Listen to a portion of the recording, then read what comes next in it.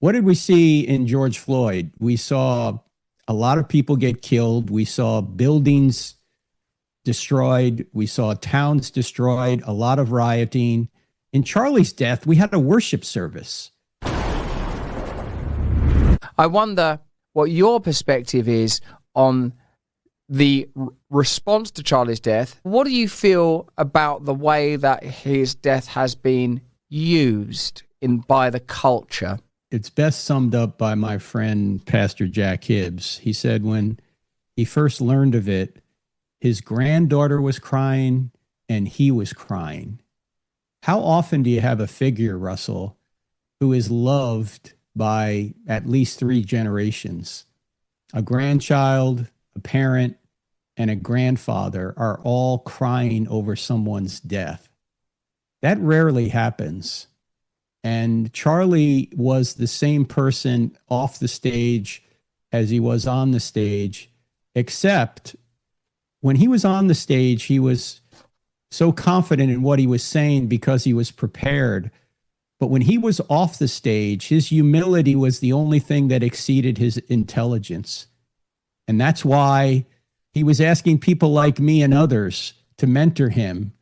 And it could be hard, Russell, to mentor somebody smarter than you, but not with Charlie, because he was so humble that the few things I knew that he wanted to know, he asked me to teach him because he was so humble. And that's why he was so effective. He was so effective across generations because he was urging the younger generation to grow up. And he was also urging the older generations to actually help the younger generations grow up and to find meaning and purpose in their lives in Christ. That's what he was all about. He was all about Jesus, number one. All the politics stuff was an outflow of his love for Jesus. In fact, he just said about a month ago, politics is peanuts compared to Jesus, because politics is temporary, but Jesus is eternal. By the way, that's one of the biggest differences between the Christian worldview and the Marxist worldview. In the Marxist worldview, they think the state is eternal, therefore the individuals are expendable. In the Christian worldview, the individual is eternal, and therefore the state is ultimately expendable because the state is going to go away. So Charlie knew that, as much as he loved politics, because he knew that politics affected policy and policy affected people. And as a Christian, he had to be concerned with people. As much as he loved that, his first love was Jesus. You've just said that Charlie said that politics is peanuts, and yet there's no question that there's been a political response to Charlie Kirk's death. Here are some examples of that. The many politicians that attended his memorial, the many political and cultural figures that have been critical, condemnatory, and sometimes profane about Charlie. But what interests me mostly is the exploitation, the political exploitation. And that's what I'm curious about. The political exploitation and what that might mean. Anything where one might sense that it is being exploited by anybody to generate hate or to generate momentum. Right. Well, I think Charlie would appreciate the fact that people now want to be more politically engaged to help people through the law, because the law is a great teacher and the law protects innocent people from evil when it's done properly. It also hurts people when it's done improperly, when bad laws are put into place. So I don't think Charlie would in any way be upset with people saying, look, we need to vote more conservatively to protect innocent people from evil. That's the purpose of government anyway. You know, as James Madison famously said, if men were angels, no government would be necessary. We wouldn't need a government if we all acted in an angelic way. We only need a government because we're fallen. And we need a government to punish wrongdoers and therefore protect innocent people from evil. If the thing that I find troubling about some exploitation, Russell, is this. There are people on the left who call themselves progressive Christians, and they're out there saying, okay, yeah, we saw that a lot of people were preaching the gospel and a lot of people were praising Jesus, but beware of conservative politics that flows from this.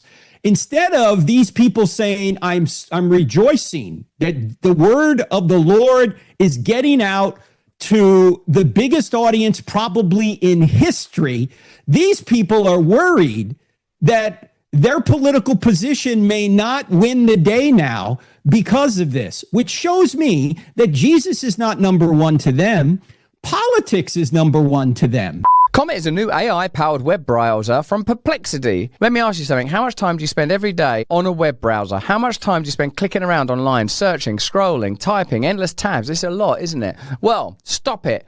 Comet will do that for you. Using Comet feels like having a personal assistant living in your web browser that can actually do things for you across the internet. Yeah, do things, not just give you answers. For example, you can ask Comet to handle tasks and it literally clicks, types, searches and scrolls just like you would, getting things done for you in the background while you go about your day. Comet can shop for you, make reservations, book travel, summarize articles or videos, send emails, schedule meetings and a lot more to make your lifestyle easier. Comet don't just give answers, it gets things done. Pretty cool, right? Download Perplexity's new AI web browser, Comet, by heading to pplx.ai/brand and let your browser work for you. There's a link in the description. Even better than that, if you download Comet right now, you will get 1 month on Rumble Premium for free. That means you'll get my additional content, Stephen Crowder's, Glenn Greenwald's, Dave Rubin's, Tim Paul's, all of those people for free. So this is the perfect time for you to get Comet. Get yourself your own digital personal assistant who will do stuff for you. It's going to be brilliant. You're going to get on with that guy. Don't fall in love with it. How is the culture going to use this to exert more control and create more division? If we remain true, faithful, if we follow the line of Christ here, it can only create love. Not to say that we won't be haunted and tormented and damned, but it will only create love if we're doing what we're instructed to do. Russell, take a look at the response to Charlie's death versus the death of George Floyd. What did we see in George Floyd? We saw a lot of people get killed. We saw buildings destroyed. We saw towns destroyed, a lot of rioting. In Charlie's death, we had a worship service. There couldn't be a starker difference between the things of God and the things of Satan, because Satan came to kill, destroy, and steal, as Jesus put it. He said, Jesus said about Satan that he's a liar and a murderer. And the cultural fallout of George Floyd has been division. I'm praying the cultural fallout of Charlie Kirk will be the kingdom growing and growing more and more. You're always going to have adversaries. Not everybody's going to agree. But I pray that the kingdom continues to grow and that people who are on the left see the beauty of Christianity. And as you did, you repented and accepted the free gift of salvation that Christ has provided. Christians need to care about people in every area of their lives. We're to be Christians not only at church, but also at work and also at home and also online and also in the voting booth. Everywhere we're supposed to be Christians. We're supposed to be salt and light. We're supposed to love our neighbors. And Charlie wanted to put those two things together. He wanted to eradicate this false idea that only the atheists are supposed to run the country. I don't know where we got that idea from, Russell, but somehow we got that idea. Secularism. Yeah, it comes from secularism. Yes, and it's silly. The whole separation of church and state thing, it has been misunderstood. What that means is we don't want the Pope to be the president. We don't want the governments to be the same. But that doesn't mean that Christians ought not be involved in influencing the government or even serving in the government, because we want to put laws in place that protect innocent people from evil. And Charlie was all about that. He knew the importance of government, but it wasn't as important as the gospel. And that's why Jesus was always number one to him. Everything flowed from Jesus with Charlie. Thanks for watching the video. Have a look at this one over here, or join us Monday, Tuesday, Wednesday, Thursday on Rumble.